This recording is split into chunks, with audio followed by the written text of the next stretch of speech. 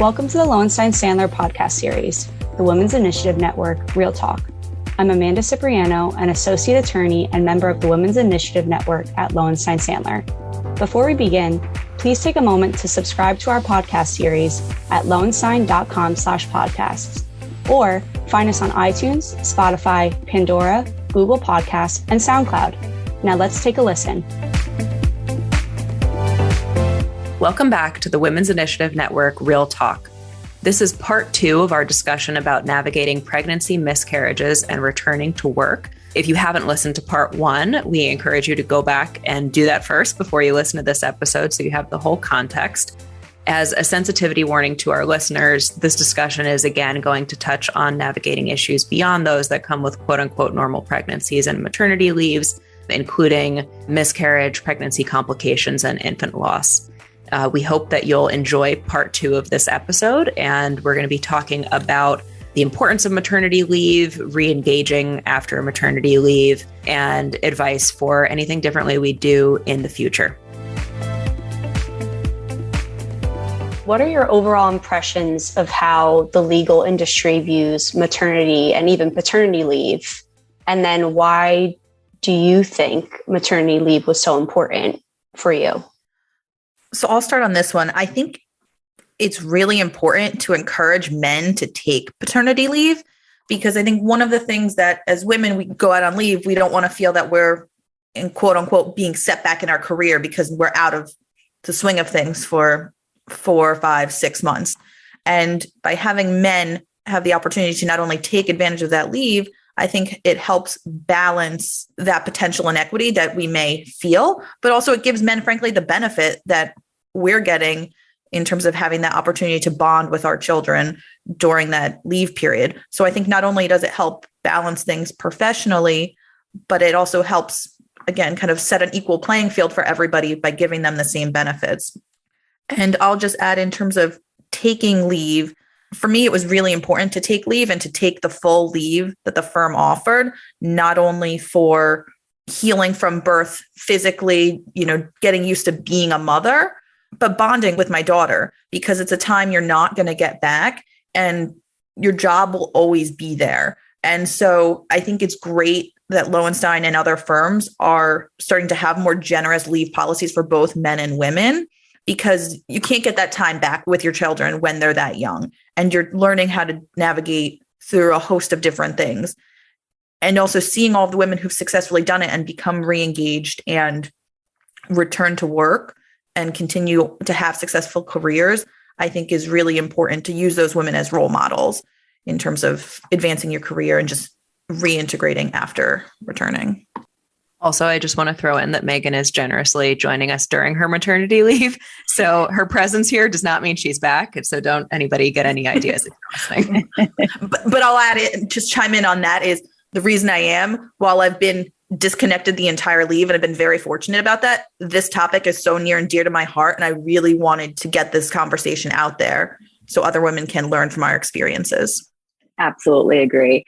And Amanda, with respect to your question about what does maternity leave mean to me, I think you're going to have to put a timer on me, because I just cannot speak enough to how important maternity leave is, and how I wish more firms would follow Lowenstein's lead in giving a generous policy, because, I know I had a little bit of a different situation than many people may have, but even regardless of what I experienced, I think that having this time is so, so important for the entire family, the mom and the baby in particular. It's just a super important bonding time. People say that when a baby is born, a mother is also born. And like I said before, it's just such a transformative time. You're learning how to change the entire life you've led up until this point, which is focus on yourself, to be completely focused on another human being and learning how to do things in life with that new approach. You have to learn how to go to sleep with a baby, how to feed the baby, how to feed yourself while you're feeding a baby. It's just such a life-changing experience that you need that time to kind of come into your new self and learn how to just be. Besides that point, your baby is so small and I love my daughter and she's wonderful, but babies are like a little blob for the first 12 weeks of their lives. They are not smiling back at you. They're not really interacting with you much. You're just, caring for a beautiful little blob.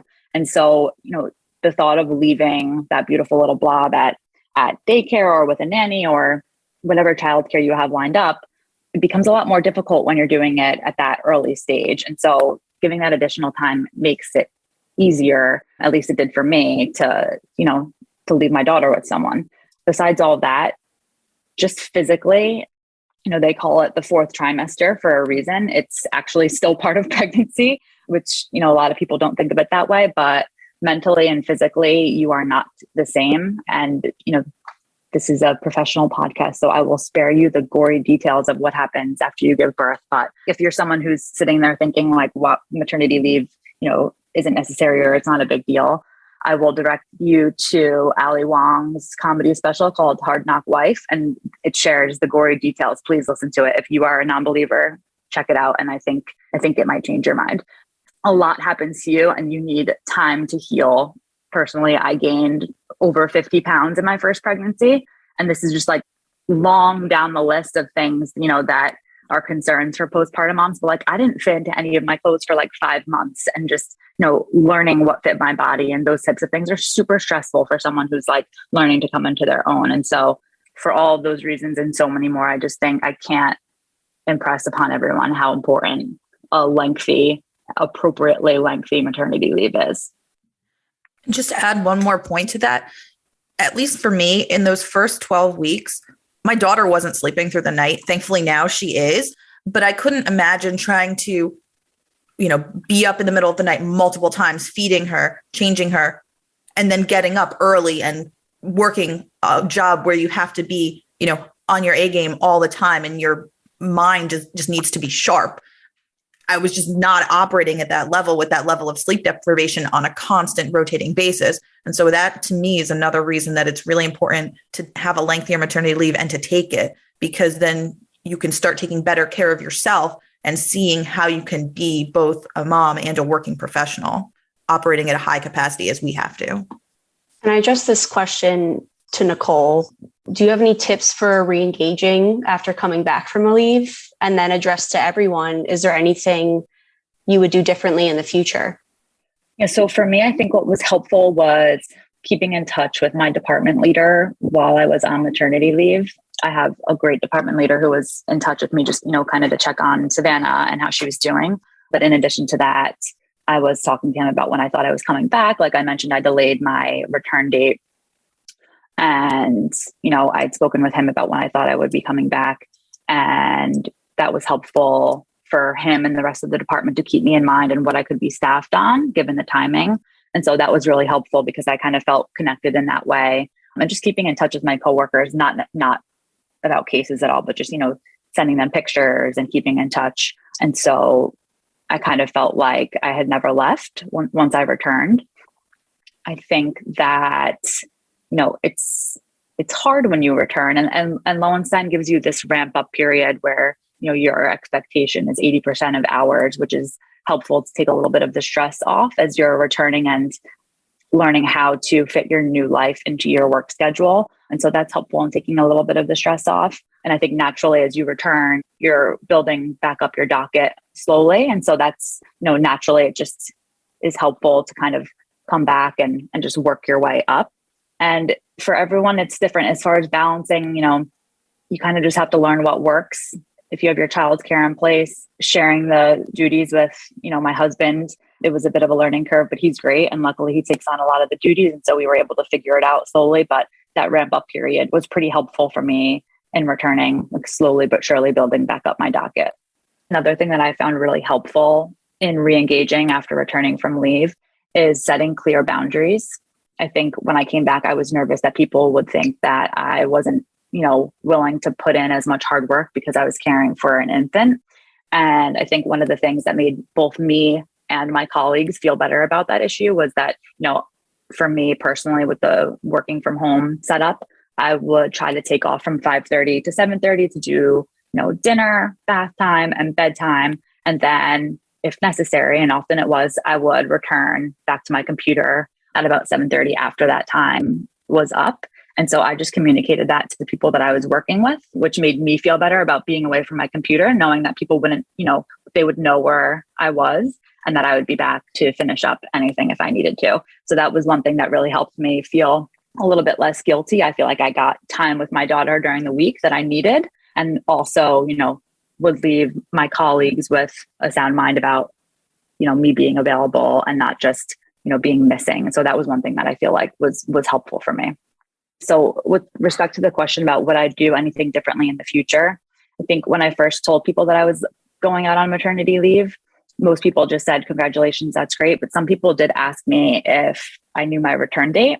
And I kind of felt obligated to let them know what the return date would be. But I would recommend against that. And like I said, kind of, some of the reasons that I was fearful about letting people know about my pregnancy was because, I didn't know how I was going to feel after I became a mom and after I had my baby.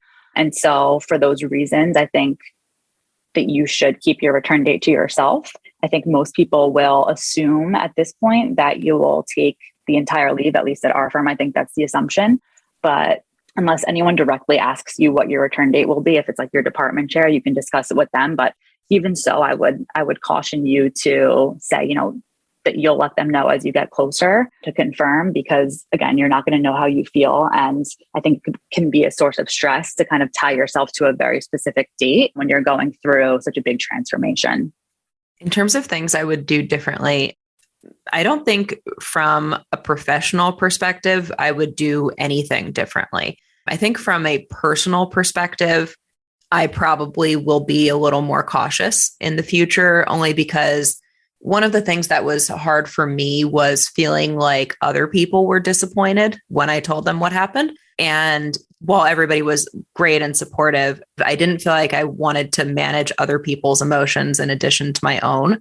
So I think personally, I probably will not share the news as much as I did in the future. But professionally, I don't think I would do anything differently. I was really blown away by how supportive people were. I kind of thought that given that it was pretty early, I didn't know if people would be kind of dismissive. It's hard to know how people will react to something like that. And I think especially for the men that I told, I feel like sometimes they really don't know what to say. And so I wasn't sure how people would react to that, but it was a really positive experience in the sense that people were so supportive and just understanding. So from a professional aspect, I wouldn't do anything differently. Similar to Rachel, I think at this point, I wouldn't do anything differently either if I did have a subsequent pregnancy, because I've gone through 3 relatively recently. I've learned from the mistakes I made the first time around and kind of corrected that with my most recent pregnancy, and was comfortable both with how I handled it professionally and personally. And one thing I would just say in terms of, the conversation on reengaging after coming back from a leave or balancing your mom duties with your professional duties, try to leverage the other women in your network too. I know for me, talking to Nicole about this, because she's just gone through it, is extremely valuable. And just learning, while everyone's path is going to be different, but seeing what others have done kind of gives you some helpful tidbits that you can use, in particular for me, as I'm starting to think about coming back in the next 5 or 6 weeks. Okay, everyone. So thanks for joining us for this episode of the Women's Initiative Network Real Talk.